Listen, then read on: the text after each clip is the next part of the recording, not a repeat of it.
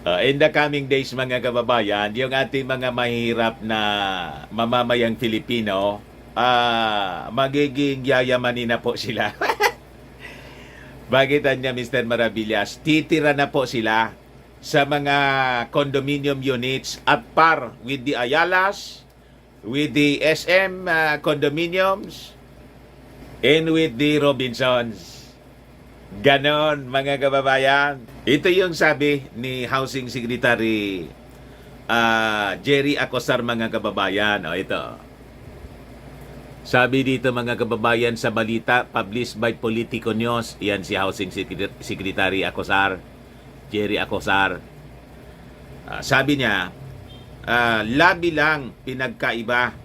Acosar claims government housing will be at par with condos from SM, Ayala, Robinsons.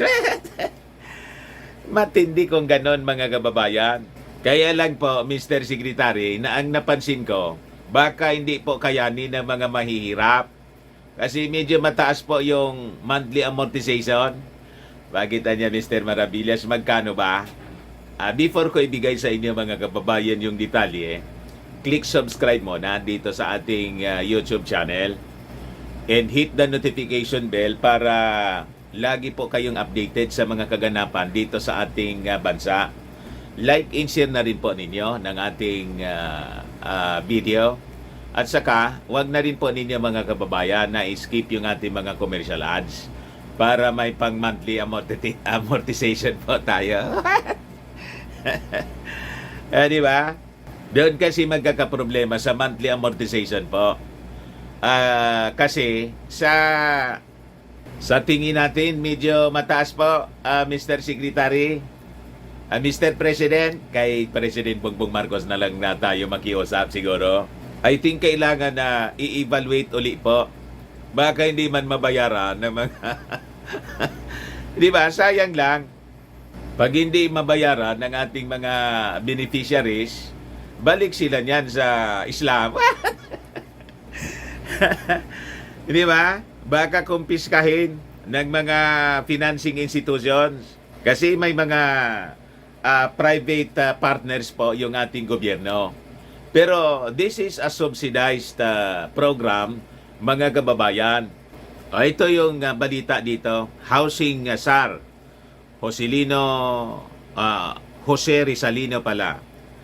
Jose Rizalino, Jerry Acosar is dangling the prospect of high-rise living to poor Filipinos by proposing to build housing units which he said would be similar in quality to those constructed by major real estate developers. So nakakondo na po yung mga mahihirap.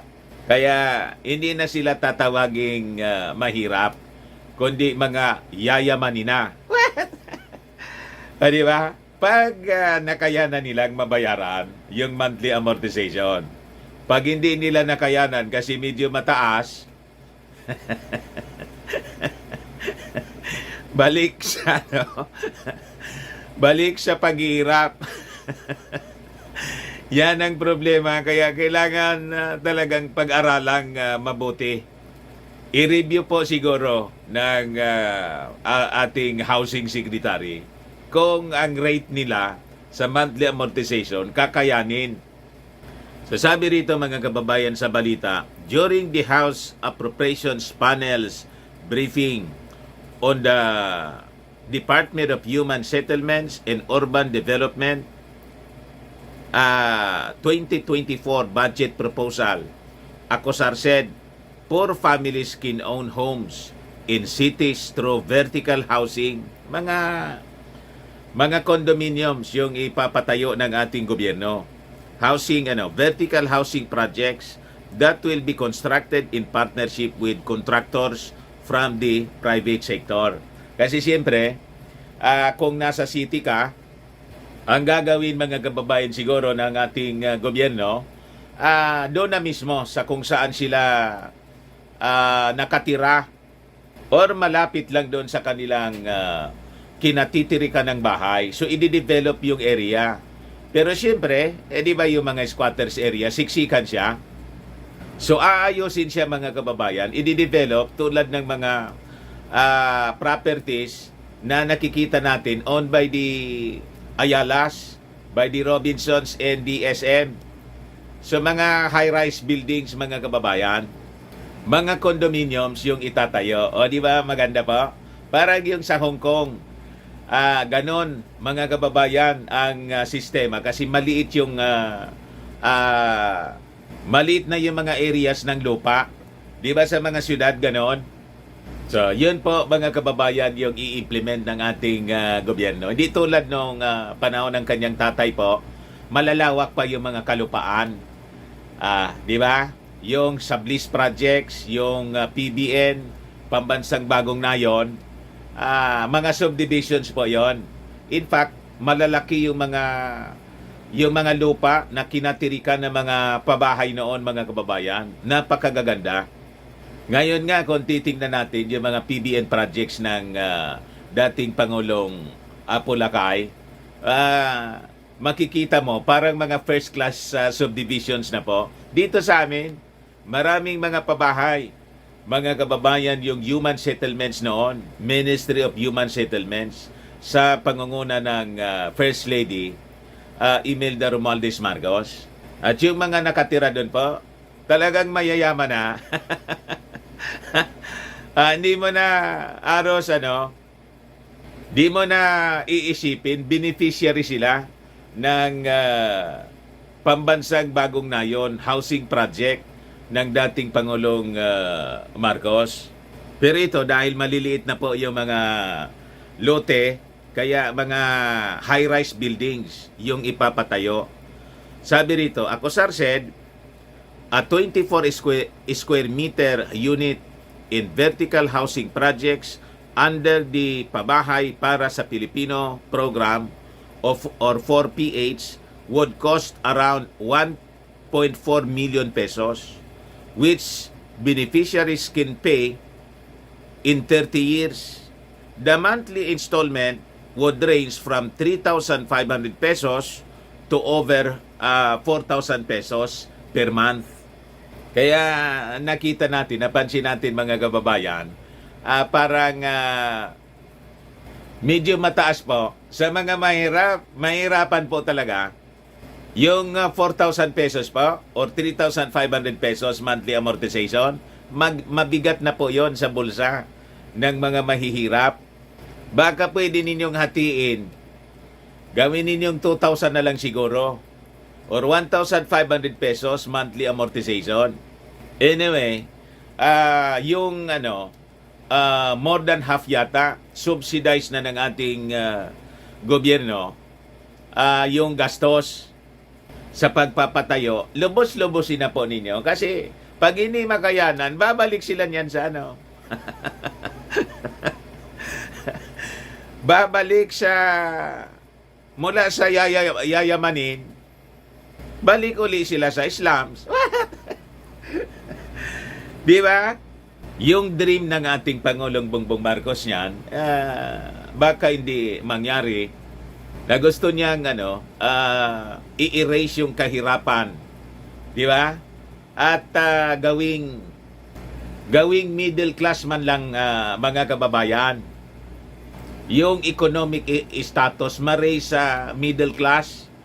Yung mga mahihirap nating mga kababayan.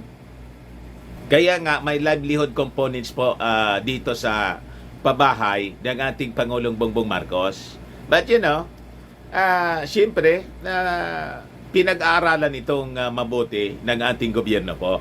Siyempre hindi man nila ayaan na maging failure po yung programa. Di ba? So sabi dito mga kababayan sa balita, the government, he said, would set aside 1.5 billion pesos to subsidize interest payments for the loans, which he pegged at 6%. Pag kinompare mo niya,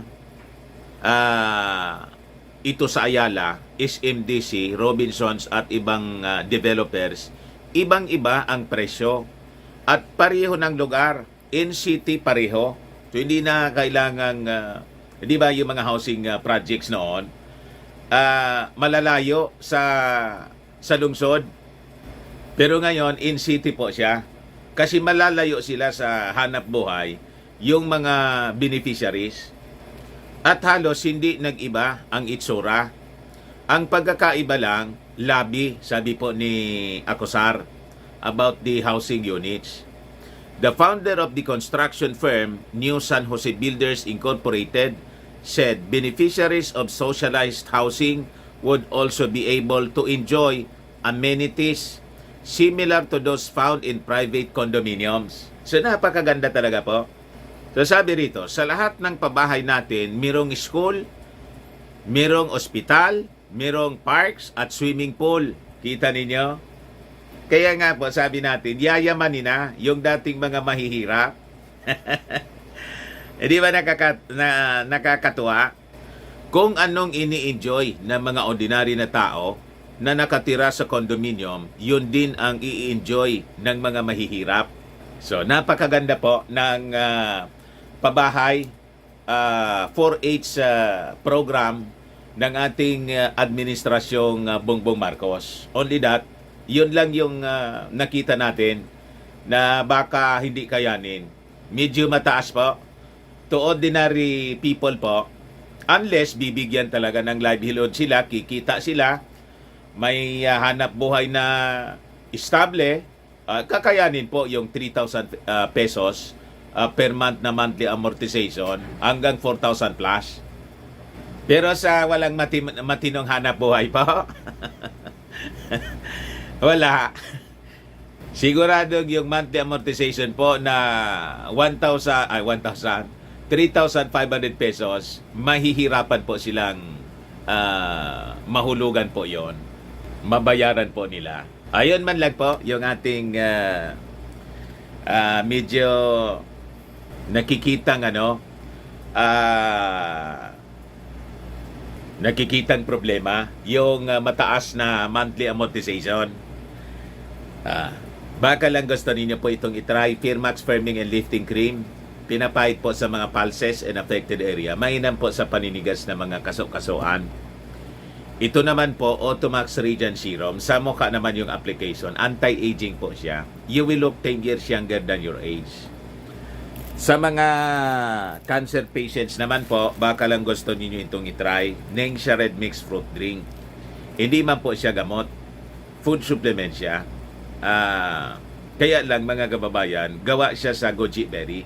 Yung goji berry may anti-cancer properties. Ayos. O ngayon, yung mga inquiries po ninyo, dumiretso na lang kayo sa aming messenger sa Facebook para masagot namin agad. Ako po si Dante Maravillas. Bye-bye po. God bless.